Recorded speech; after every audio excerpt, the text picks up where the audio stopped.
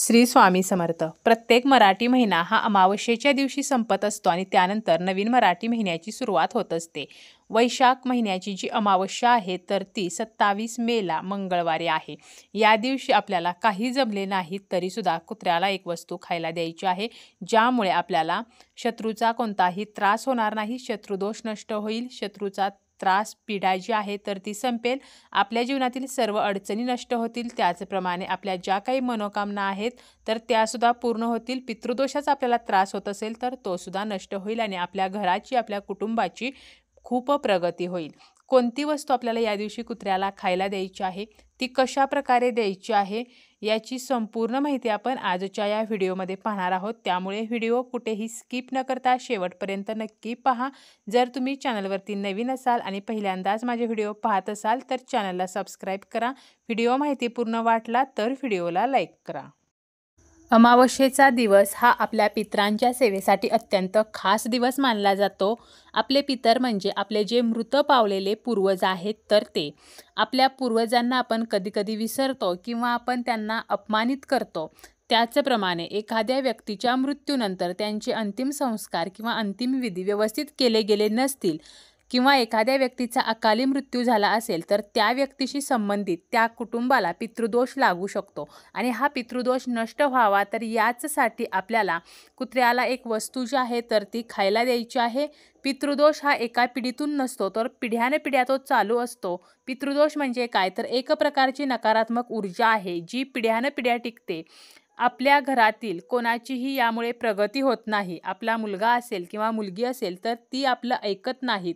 त्याचप्रमाणे कुटुंबातील सर्वांचे कितीही केले तरीसुद्धा आपल्या बाबतीत प्रत्येकजण वाईट बोलतो. घरामध्ये सततचे मतभेद असतात, भावाभावांचे पटत नाही, नवरा बायकोमध्ये सतत भांडण होत असतात, सतत आजारपण घरामध्ये सुरू असते, दवाखाना मागे लागलेला असतो, काही ना काही सतत समस्या या घरामध्ये असतात किंवा आपल्याला काहीच करावेसे वाटत नाही, फक्त दिवसभर झोपून राहावेसे वाटणे, घरामध्ये पैसा टिकत नाही, पैसा आला की तो लगेच खर्च होत असतो, अनावश्यक खर्च जे आहेत तर ते वाढत असतात किंवा जॉबमध्ये आपल्याला हवे तसे यश मिळत नाही, व्यवसाय असेल तर व्यवसायामध्ये मनासारखा फायदा होत नाही, कोर्ट कचेरीचे प्रश्न लवकर सुटत नाहीत.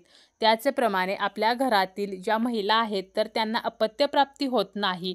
अनेक उपाय करूनही एखाद्या जोडप्याला जर अपत्यप्राप्ती होत नसेल तर कधीकधी त्या घराला पितृदोष लागलेला असू शकतो आणि यामुळेच आपल्याला मूल जे आहे तर ते होत नाही किंवा आपली जी मुले आहेत तर त्यांच्या विवाहामध्ये सतत अडथळे निर्माण होतात, लग्न जमत नाही आणि जरी लग्न झाले तरीसुद्धा ते टिकत नाही. तर अशा जर गोष्टी आपल्या घरामध्ये सुद्धा घडत असतील तर नक्कीच आपल्याला पितृदोष लागलेला असू शकतो आणि पितृदोष निवारण करण्यासाठीच आपल्याला कुत्र्याला अमावस्येच्या दिवशी ही वस्तू जी आहे तर ती खायला द्यायची आहे, ज्यामुळे पितृदोष नष्ट होईल आणि आपल्या कुटुंबाची प्रगती होईल. ज्या काही समस्या आहेत तर त्या समस्या दूर होतील.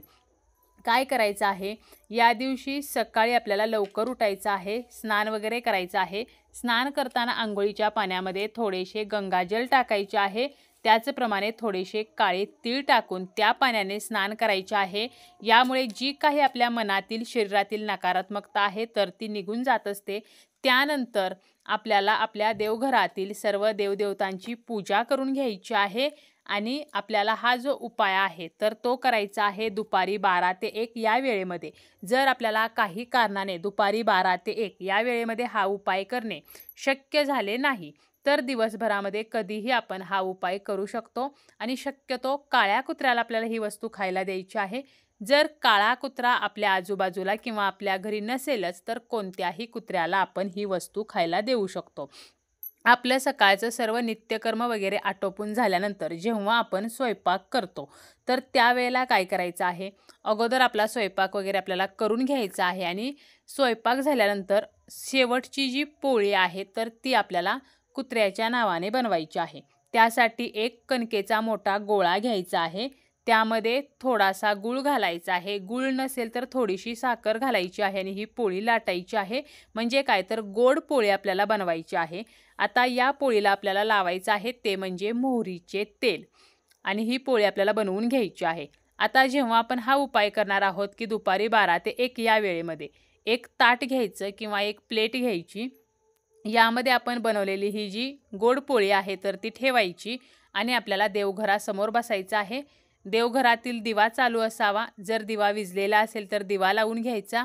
आपल्याला बसायला आसन घ्यायचं. आपल्याला हळदी कुंकू लावायचं आणि त्यानंतर आपल्याला काय करायचं आहे, गणपती बाप्पांचं स्मरण करायचं, श्रीहरी विष्णू माता लक्ष्मी यांचं स्मरण करायचं आहे. सर्व देवदेवतांना आपल्या देवघरातील नमस्कार करायचा आहे. त्यानंतर शनिदेवांचं स्मरण करायचं, शनिदेवांना नमस्कार करायचा आहे आणि शनिदोष कमी व्हावा म्हणून प्रार्थना करायची आहे. तसेच आपली संकटे जी आहेत तर ती दूर व्हावीत, आपल्या जीवनातील समस्या नष्ट व्हाव्यात म्हणून आपल्याला आपल्या जे काही आपलं कुलदैवत आहे, कुलदेवी आहे तर त्यांना प्रार्थना करायची आहे. आणि यानंतर आपल्याला आपल्या पितृदेवांना नमस्कार करायचा आहे, म्हणजे आपल्या पितरांचं स्मरण करायचं आहे आणि आपल्या पितरांना आपल्याला बोलायचं आहे की त्यांच्या बाबतीत आपल्याकडून नकळतपणे जर काही चूक झाली असेल तर त्यांनी आपल्याला क्षमा करावी. तर अशी क्षमा प्रार्थना आपल्या पितरांना आपल्याला करायची आहे आणि आपला पितृदोष जो आहे तर तो नष्ट व्हावा म्हणून सुद्धा प्रार्थना करायची आहे.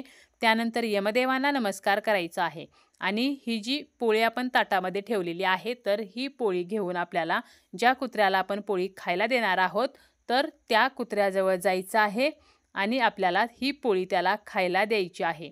कुत्र्यांना जलतत्वाचे प्रतीक मानले जाते आणि शिवपुराणाच्या आधारे आपण जेव्हा ही पोळी कुत्र्याला खायला देतो तर त्यावेळेला आपल्याला म्हणायचं आहे की यमदेवांच्या मार्गाचे अनुसरण करणारे श्याम व सबल नावाचे 2 कुत्रे आहेत, त्यांना मी हा भोजनाचा भाग देत आहे, तो त्यांनी स्वीकार करावा. हे मात्र आपल्याला आवर्जून म्हणायचे आहे. आणि ही पोळी कुत्र्याला खायला आपण दिल्यानंतर त्या कुत्र्याला नमस्कार करायचा आहे. काळभैरवांचं आपल्याला स्मरण करायचं आहे, काळभैरवांना आपल्याला नमस्कार करायचा आहे आणि आपल्याला शक्य असेल तर काळभैरवाष्टक जे आहे तर तिथेच तो कुत्रा ती पोळी खाईपर्यंत आपल्याला काळभैरवाष्टक सुद्धा म्हणायचं आहे. आपल्याला जर शक्य झालं तर पितृअष्टक सुद्धा आपण म्हणू शकतो किंवा आपण घरीच पितृकवचाचे पितृअष्टकाचे पठण केले किंवा पितृस्तोत्राचे पठण केले तरी सुद्धा चालेल. तर अशा प्रकारे या दिवशी आपण कुत्र्याला गोड पोळी जी आहे तर ती खायला द्यायची आहे. यामुळे काय होतं तर आपले जे पितर आहेत तर ते प्रसन्न होतात, आपल्याला आशीर्वाद देतात आणि जेव्हा आपल्याला पितरांचा आशीर्वाद मिळतो त्यावेळेला आपल्याला वैवाहिक सौख्य मिळते, आपल्या घराची प्रगती होते. आपण कितीही देवदेव केले आणि जर आपले पितरच आपल्यावरती नाराज असतील तर अशा घराची कधीही प्रगती होत नाही. ज्या घराला पितृदोष लागलेला आहे तर त्या घरामध्ये सतत काही ना काही अडचणी समस्या या सुरूच असतात. मग कितीही आपण उपास तापास केले किंवा कितीही आपण घरामध्ये देवाचं करत असलो तरीसुद्धा जर पितृदोष असेल तर मात्र याला देवही काही करू शकत नाहीत. आणि म्हणूनच आपल्याला काय करायचं आहे तर अमावस्येला अगदी आपण प्रत्येक अमावस्येला कुत्र्याला गोड पोळी जी आहे तर ती खायला देऊ शकतो. जरी काळ्या कुत्र्याला देणे शक्य झाले नाही तरी कोणत्याही कुत्र्याला ही पोळी आपल्याला खायला द्यायची आहे. आता जर आपल्याला हे शक्यच झालं नाही, म्हणजे आता जी स्त्री आहे तर ती आपल्या घरामध्ये कुत्र्यासाठी गोडपोळी बनवू शकते, परंतु जर एखाद्या पुरुषाला हा उपाय करायचा असेल आणि त्याला पोळी बनवणे शक्य नसेल किंवा घरामध्ये सुद्धा ती पोळी बनवणे शक्यच नसेल तर मग काय करू शकतो आपण की एखादा बिस्किट पुडा घेऊ शकतो आणि बिस्किट जे आहे तर ते कुत्र्याला खायला घालू शकतो. अशा प्रकारे जरी आपण कुत्र्याला इतर कोणतीही वस्तू जरी खायला दिली तरी सुद्धा पितृदोषाचा जो त्रास आहे तर तो नष्ट होत असतो.